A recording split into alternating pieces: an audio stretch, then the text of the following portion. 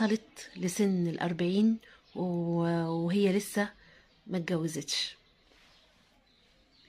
احب اقولك حاجة مهمة جدا، لو كان جوازك ده انتي مأخراه علشان ان انتي مستنية